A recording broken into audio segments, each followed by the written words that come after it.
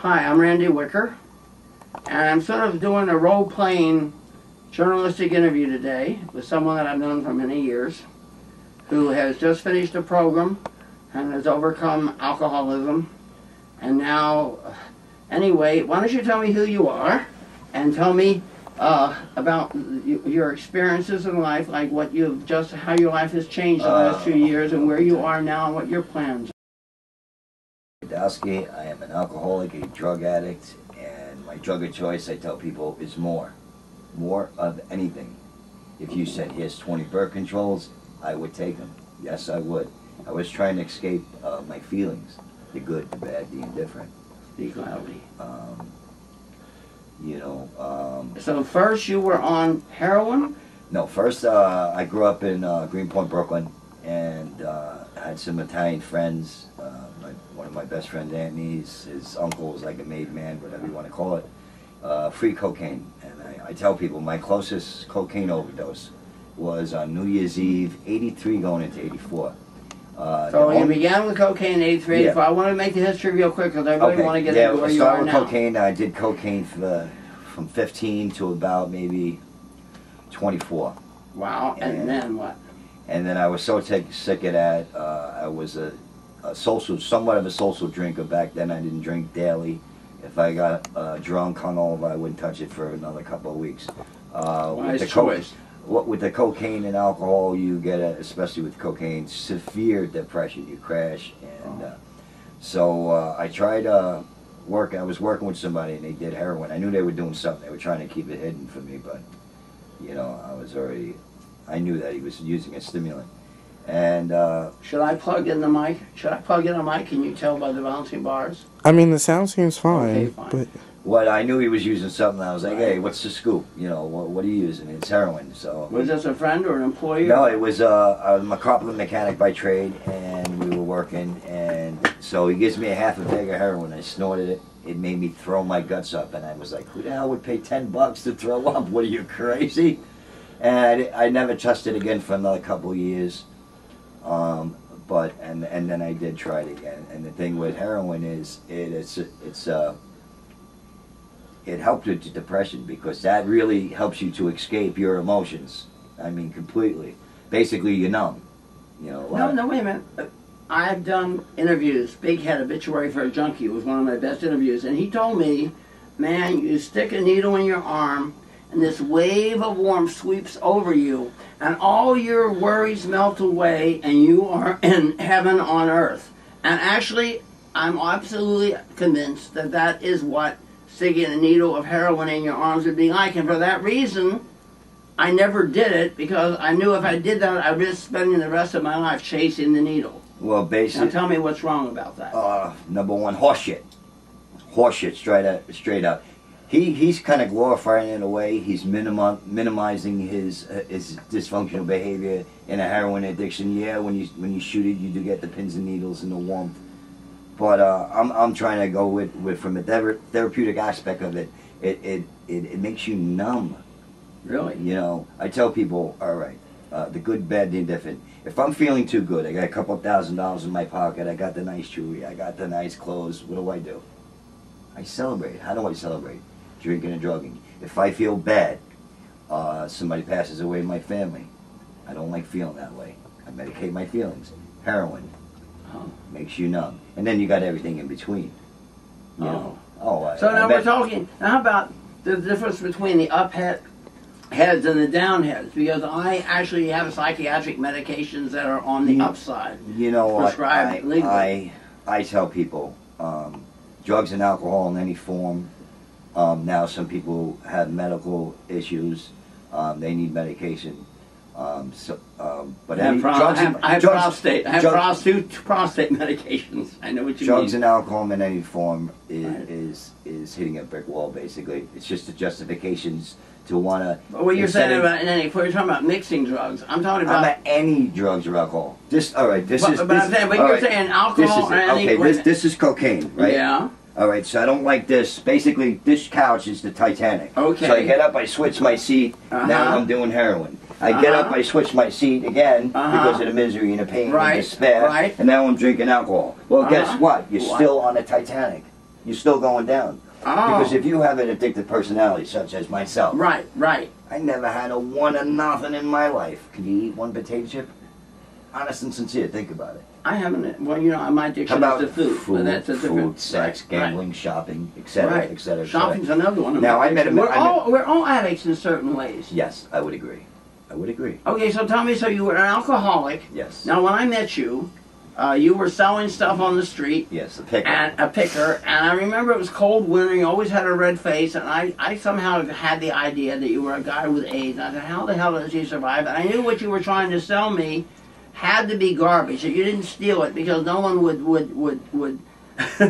would have that shit for that stuff for sale in their shop. And actually, you were a garbage picker, and then you were at that time on methadone, as I recall, Yes. right? Yes. And then you went from methadone. You got tired. You were working. I'm trying to give a quick history. Working off the books of this guy, and you were getting methadone maintenance. Then you decided to quit methadone, Yes. which you did. And then after you were drug free, this need for numbness. Tell me what happened. Yeah, then. well, basically your feelings. First of all, when I was on methadone, I tell people I never smoked crack before I got on methadone, and I ain't never smoked crack after I got off the methadone. But when I was on methadone, if I sat on for 10 minutes, I'd be, basically I'd be, demolished. I remember, And then if actually, you take a benzodiazepam, which would be a Valium, a Xanax, or a Klonopin with those, then you're really, walking I zombie. remember one reason one reason that the guy who employed you, who I felt really was exploiting you because he was picking you up at the methadone clinic and using you on a delivery truck, Yeah. and you would nod out as he was driving to the next place, Yeah. and you were working for like $50 a day. So if there was no business past noon, he gave you 25. If he got an extra load of stuff at 4:30, he'd work you at 8 o'clock. You'd only get 50. Yeah. He was living in East Village and putting 2 daughters through private school. So he was essentially victimized. In my opinion, I felt that he was a predator employer of you. But the fact is, what kind of employer would put up with a guy on methadone nodding out every now and then after he took his dose in the morning during a working day? What I've learned in my sobriety is you always got the internal and external. Most people don't want to own their own guilt and shame, so they want to look external and blame it on other things in life, which is a justification. Don't justify for whatever happens. You have no acceptance. If you have no acceptance, you cannot go forward. You are stuck. So what I say with the guy that I worked with, was he exploiting me to an extent? Yes. But he also was helping you because he was Yes. giving you On employment the other that you hand, he couldn't was get helping me. otherwise. He had a wife, 2 kids in school. Basically, you do what needs to get done to help pay the bills. If this is how, do I blame him? Yeah, but does someone really need to live in All East right. Village that's had So 2 girls to private when school you look while at he's ripping you off, he's up paying you overtime, and yet when I'd have to say, he screws you, he says, okay, $25 today, while you're there reliably every day because you had to be there to get your methadone. I think you're looking at it from how I used to complain from when I was still using and drinking and Yeah, stuff. because I was So with you during I those felt like I times, wasn't right. getting a fair shake, but I could have had any job on the planet and I wouldn't have felt like I was satisfied because there is never enough. Never enough what? Drugs or alcohol, basically, when you're using. Right, so you got off methadone, Yes. and actually And that's why I started you were living here with me during Yeah, that and period, I so we'll started- make that for the people to know. And it was incredible. I remember, and I've always thought with methadone maintenance is a lot better than heroin addiction. Is that true? Yes. Yes. Okay. I would But- say get on a methadone rather than stick a needle in Yeah. your arm And or I remember- a heroin I remember binge you. run, whatever you want to call it. I remember you telling me that you didn't want to spend your life being addicted to methadone. Yeah. So why don't you explain to me? Then you decided to kick it and just describe. I want you to describe because I saw it and describe what it was like to kick methadone. Well, basically, 2 words. What? Relentless horror. A relentless horror. Let's It goes on. I Define did that. not- Define that. How about- Diarrhea, all right. throwing up. Define it. All right, say you have the flu, pneumonia, whatever, the diarrhea, throwing up, you feel physically horrible. For how long?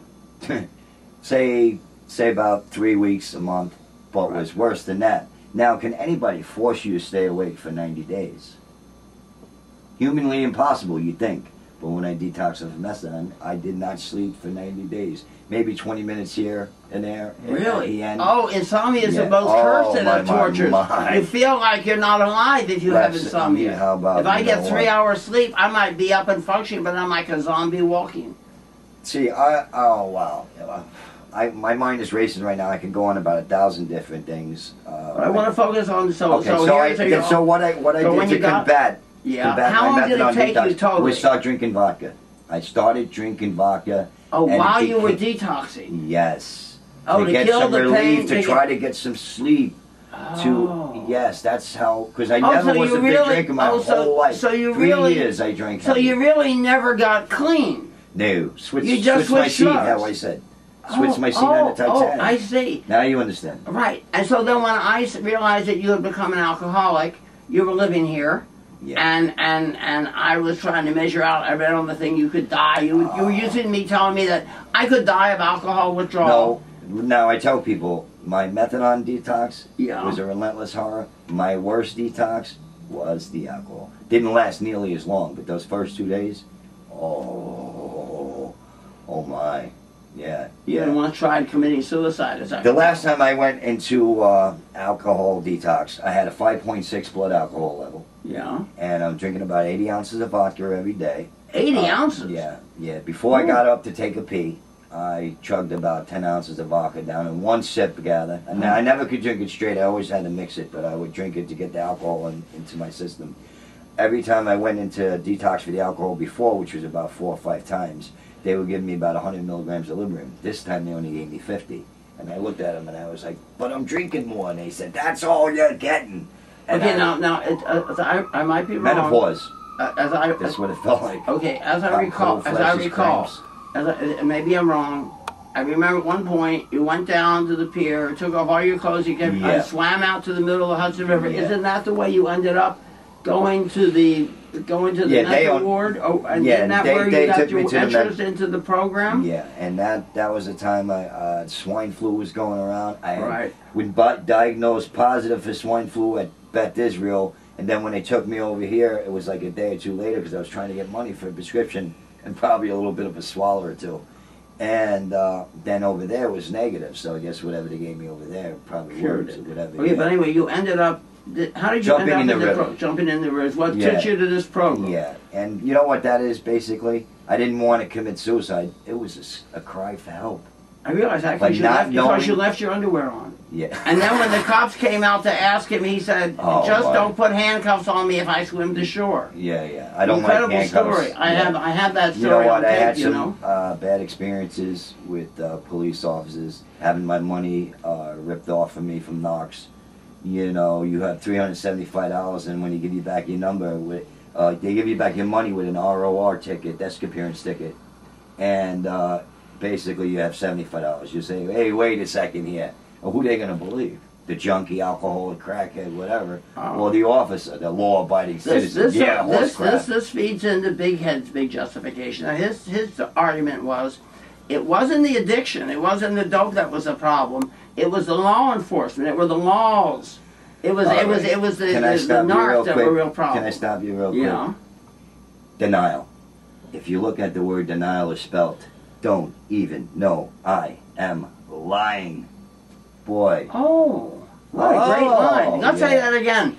Don't even know I'm lying. Denial.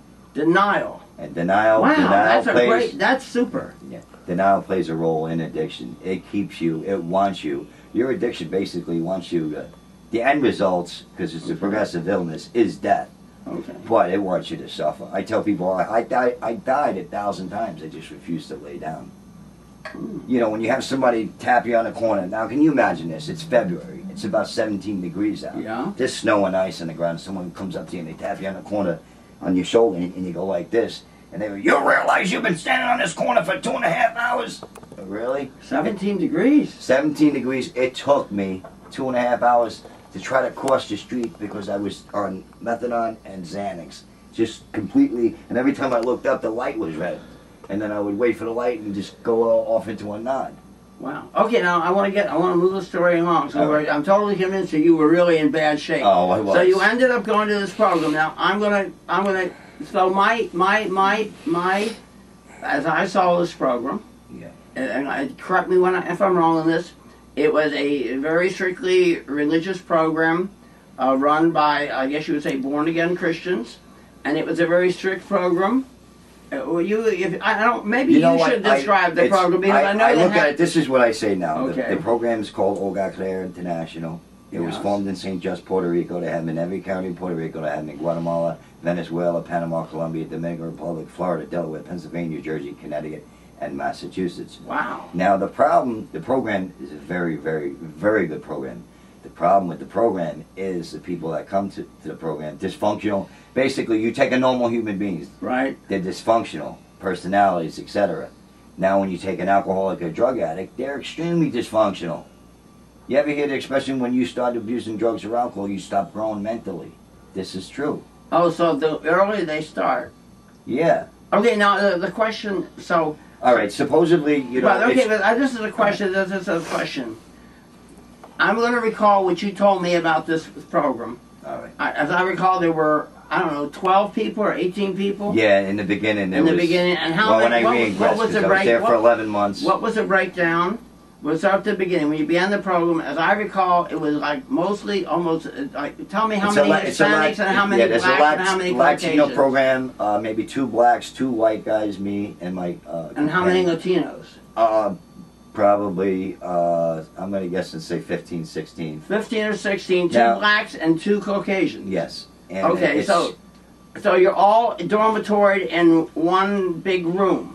Right. Well, we run a whole bunch of therapies. Okay, but I'm just trying to explain that it's a very strict program. Yeah. You're not allowed TV or music. Yeah, you're not allowed to watch the news or read a newspaper. They don't want you reading something about a friend or family were murdered, because in the drug and alcohol world, tragedy happens every day. Oh, so that's why. So that's why they don't let you. Yeah. Okay, see, that seems to me from an outside point of view. I thought, gosh, that's being too strict. And it makes sense. It does make sense. But when you ran away the first time, how many months had you been in? 11. 11. And actually you ended up taking refuge in my camper, which I have a truck which you know how to get into. You can get in the back, and there's sleeping bags and whatever there. So after 11 months in this program, you relapsed and ran away. Yeah. And I believe I called them, or maybe they called me, and actually I think I called them and told them it was 10 degrees outside, and you were in the back of my truck, and actually they came over. I remember 3 or 4 big husky Hispanic guys, and it wasn't physical force, but they came over and said, "Michael, tell me what happened." I mean, tell me how you remember it, because I remember. They said to come on back. I went on back, and then I ultimately, that was the time before that. I had left for 1 or 2 days. Okay. And then I left again for a month and a half before I wound up going back. Okay. Now the program is Christian based. Yeah. It's an 18 to 24 month program, give and take on how you go along in your treatment. Okay. They are Christian based. However, I'm not a Christian. You know, I with all due respect, I tell people you have the right as an American citizen, not even an American, to believe in whatever spiritual belief you do. You know, my spiritual belief since I got sober has changed. I say any book of religion is basically a justification for what a human being assumes God is thinking or what God's intentions are, because God has never called my name out in my life. You know, I'm supposed to believe that a human being walked on water. I go like this, I'm sorry, and it breaks my heart. The 2 M's. Do you believe in miracles, or do you believe possibly, just possibly, could it be manipulation?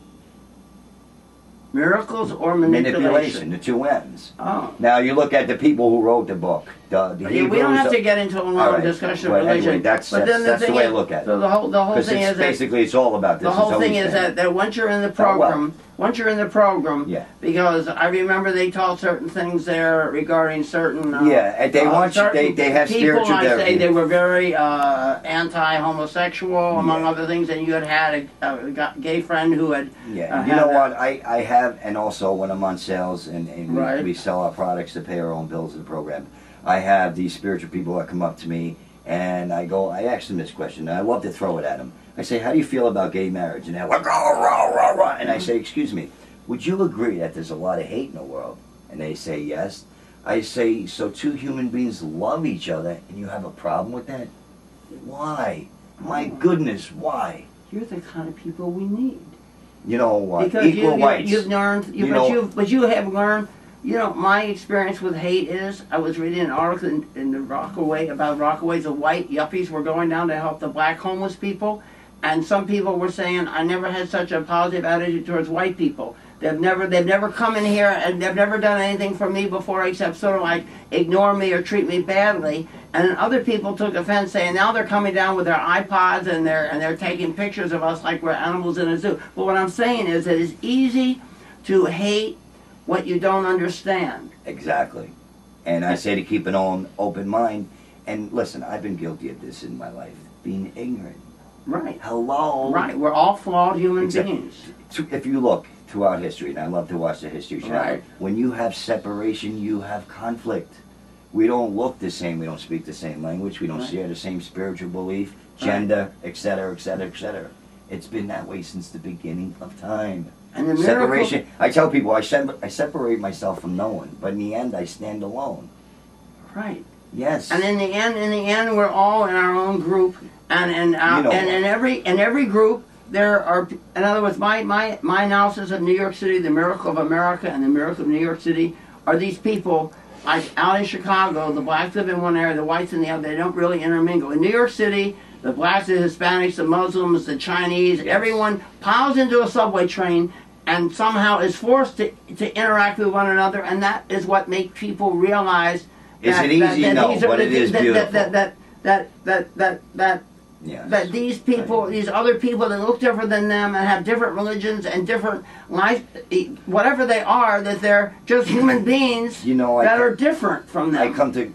And basic line is we're all human beings. I come to learn in life is the first thing is respect. Everything else kind of falls into place. And now what I do is I use autonomy not to be so impulsive, and I say, what is the morally correct thing to do? And before I act on it, I say, now what would this human being do? Okay, so now I'm really thinking, what's morally correct? I don't want to have a long philosophical discussion. Remember, I'm supposed to be a government bureaucrat interviewing you as possible, and so far it's been going very good, although it's a little bit of, I'm sort of a, as you can see, a more glamorous government bureaucrat than you're likely to find. Good on you. So now you have graduated from this program. Yes. And you told me that, tell me that what you can be certified, tell me your options in life and what you're dealing with right now. Even, I say, in any program that you go to, you need to be honest and sincere, you need to have acceptance, and you need to talk about your feelings all the time. Right. And why is there such a failure rate? Because when they picked you up in the truck, they told me at that time you were of the 18, that you were the oldest. You had been at that center, you had been there most, in other words, you had been there longer than any of the other 17 people at that time. Yes. And I'm the oldest one in the Hogar still to this day. So not the oldest, but no, I'm not anymore, because now I'm not a resident anymore. I am a re-educator. And these three things that you need to do in sobriety, not even in any program, the honesty, sincerity, acceptance, and talk about your feelings. I did it better than most people. Well, I did it better than anybody that I met in the program, but the problem is you can be, you can be, people could see it the wrong way because I'm blunt. I go right to the point and I don't sugarcoat nothing, especially when it comes to addiction. When you minimize something, you're doomed to repeat it. That's what Scared Straight is all about. That's what Scared Straight is all about. When they go into jail and they tell these kids they've just gotten in trouble, what they're facing. If you forget what shit smells like, you're willing to roll in it again. I found this to be true. I'm sorry. That's interesting. Oh, trust me. I just smelled a lot of shit during this blackout, sitting here in my toilet, piling up in one day. I could almost pass out when I passed the bathroom, so I know what you mean. But I fancy myself to be... So now you can be certified. This is what I do. And in New York or New Jersey. Well, yeah, I have to take a test in each state. Okay, I possibly can be certified. Nothing's written in stone. Is that something that they charge you to take? It's a possibility. I really haven't looked much into it. But I'm told I can be a counselor. The reason I'm asking this is that you told me that you could be a counselor, and then you said to me, but really what I'm focused on right now is getting any job. Now I'm going to ask kind of like a personal, intrusive question. Okay. And I thought, why would somebody, you told me there was a lot of work, that if you become certified as a counselor, you could get work Yeah, in this field, that there is a lot of opportunity. Yes. And then I got the impression from our brief phone call before you came over that you really you seemed like hesitant, or you really wanted any job. And I thought about that in the couple hours since we talked, and I invited you over for this interview.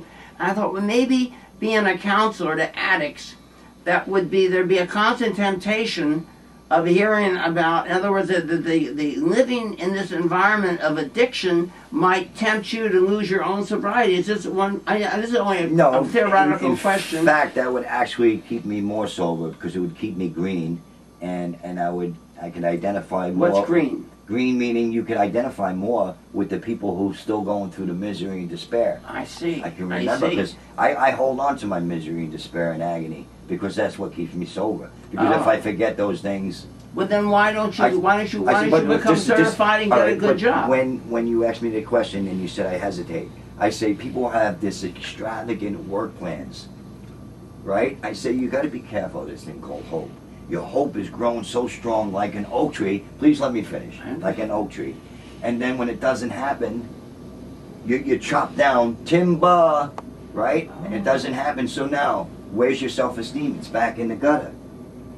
Oh, I ask a lot of young guys in the program. I always ask them, how do you feel? Number one, they always say, okay, all right, fine. I go, what does that mean? Guilt, shame, frustration, boredom, anxiety. Try to identify your feelings. Now I can help you, created by the situations in life. I say, I ask them, do you have one-night stands? And they, with all that pride. Oh yeah, all the time, whenever, every chance I get. I say, I haven't, and I haven't in a very, very long time. I wake up in the morning, I go, wow, that was wonderful, I was excited. Can we do it again? They tell me no. Who tells you no? Anyone. No, we had a one-night stand. We had a wonderful one-night stand. It was wonderful. It was exciting. Now you're talking about a sexual encounter? Or? Yeah, mostly sexual. Right, okay. All right. So we wake up the next morning, I say, that was wonderful and exciting. Can we do it again? They tell me no. Now I come up with 1,000 different reasons why I'm not good enough. And trust me, I can come up with some doozies. In other words, you feel that... And where's my self-esteem is once again back in the gutter. I always said that... My bank account ain't big enough. My penis ain't big enough. I'm not funny enough. I'm bald, etc., etc. Right. I found... How do you get self-esteem? I found promiscuity was not the promised land. It's something I used to tell people, because people get lost in promiscuity. They're looking for love, but I never thought of it as promiscuity actually resulting in lower and lower self-esteem, because you hadn't found the great love of your life. All right. Now... you have to be careful of this thing called love, because you could take a hammer. Be careful of this thing called love. Yes. You could take a hammer and bash it. Bash my thumb 10 times. How about that wouldn't come close to the pain I felt from love? And not even a person that you lost. A relationship between a mother and a parent and a child. A sister and a brother. Friends. It hurts a lot more than you taking that hammer, because in a month my thumb ain't going to hurt no more, but love doesn't go away so easy. Especially when it is lost. Does that make any sense to you? Yes. As a matter of fact, you know, I'm so happy that and then you know. So you don't know what jobs are you considering? You know what? Are you learning and living, doing what you're doing now? Continuing to work with the program? Now that I'm in a re-educator, I get to go out and look for employments. You know what? One of the you used to be a carpet layer. You told me you could lay carpet, like you always dreamed of being a carpet layer again, because you said you were that's what and I'd now like with all this reconstruction, seems to be there are all kinds of work for that. That's what I'd like to do. I'm not as young as I used to. I haven't done it in a while, but I think I could get into physical shape, and I have it still locked inside my brain. You know, and then are you afraid to become a carpet layer for some reason? No, I could walk into You said I might be able to get in shape. You look like you're you weren't damaged, as I know, permanently yet. I mean, you may get liver cancer like Sylvia Rivera did. Well, and die into it. How old are you now? I just turned 46 November 3rd. But she got all the alcohol at 41, but she had she had a pretty horrible history, and then she finally got clean and sober, got working in a homeless kitchen, and then died of liver cancer at the age of 52. You know what? I'm keeping my options open. I have a companion in Hogar who says, you know, I could be a salesman. I always told people I could sell snow to the Eskimos. You can sell snow to the Eskimos. That sounds great. You know, Anybody who sells snows to the Eskimos. He says I should be a retailer. You were telling me you should be a retailer. Yeah. Let me warn you though something. Most businesses fail.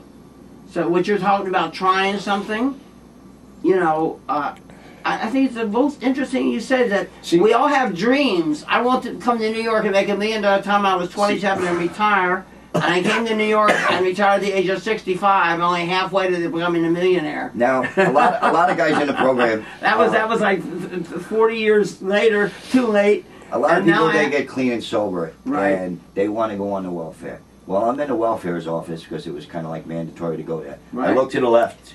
Yeah. I look to the right. I see 25 guys, my age, younger. Nothing wrong with their hands and feet. What's wrong with them is they're not physically hungry enough. Because if you get hungry enough, you'll shovel shit behind an elephant to get a meal. Think about it. You didn't eat up for 6-7 days. You're going to do something to get a meal. You know, I remember. This is the other thing. Now, other people do. They want to get SSD, SSI. Yes. No, that's not going to build character and self-esteem. To wait at home every month for a check? No. I know people that do that. Do you feel the government owes you something? I think it's a shame that HIV positive people get automatic SSI and they're perfectly able to work. They want to work, but they can't work because if they work, they lose their SSI, and then they couldn't afford their medication. Catch-22. I mean, you know what? When you become clean and sober, you start to look at things different. You're like, wait a second. And I tell people, life is a contradiction.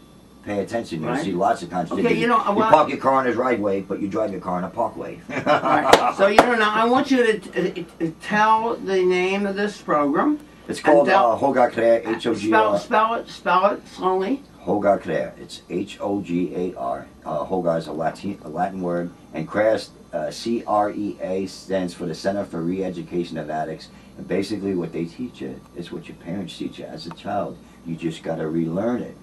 Now we deal with the 8 characters, temperaments, and talents of the human personality. And I go really deep in it.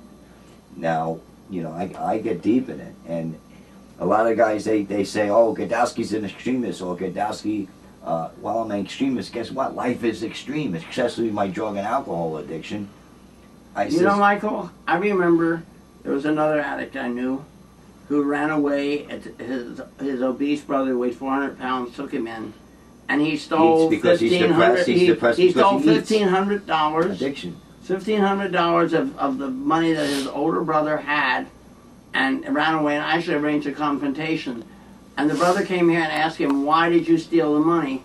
And he said, "It was not me. It was the drugs that caused him to steal from his own brother." See, that's a justification. Yeah, I know, but he didn't want to face the brother. But I arranged him. I sat in the hallway and blocked his exit. Who was the first person I ever robbed? But anyway, what I want to say is this. Frankly, I have, before this conversation, my experience, my impression of this program that you have been successful in has been, to be honest, very skeptical. But I also want to say that hearing you talk today, and having known you since, what, 1998? No, before that. Probably around 94. Real? That early? Yeah, definitely. And right after Marsha's funeral. Oh, really? Yeah. So this is somebody that I've known personally. Around 94, I'm guessing. And I don't want to get into your personal history because that's not what we're here to talk about.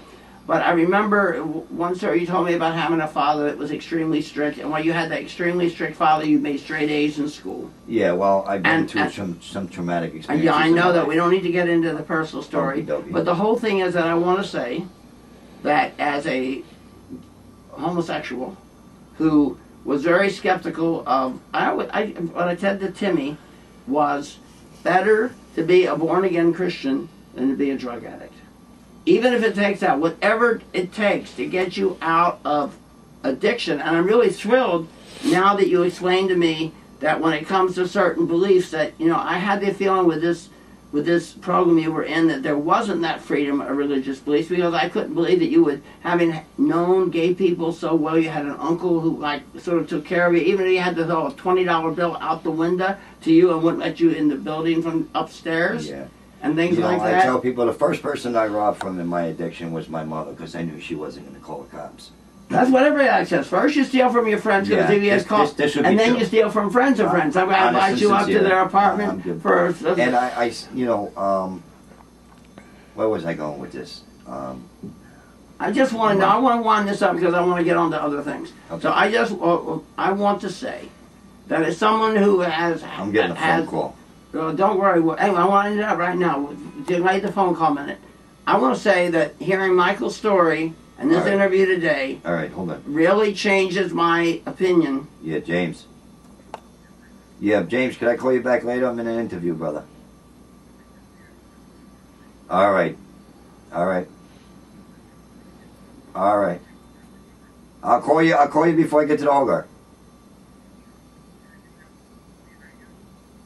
Oh. All right, brother. All right. All right, you be safe. All right, brother. Bye-bye. See, now that's the guy from the program calling you. Yeah. He was the one that came over and pulled you out of the truck? Yeah, it's one of them. Right, one of them.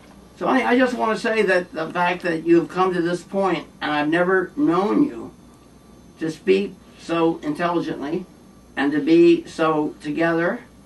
And Michael, I can't believe how you've grown. I'm so happy that you found a way, to get this far in your life. And I just hope that you will continue and you will go forward with your life and not make the mistake of falling back. And I want to thank you so much. And I shouldn't be in this position as a government bureaucrat. But as I said, I've known you for a long time, and I'm so happy for you. Thank and you. I want to say that this is going to be the end of this interview, because I think enough has been said. And I will say what I tell a lot of people on sales when they have family or friends that suffer from addiction. I say when those consequences outweigh the desire, then and only then will you do something about it. And that's it in a nutshell, basically. Thank you, Mr. Michael Gerdowsky. This has welcome. been Randy Wicker My pleasure. reporting. Thank you. Good night.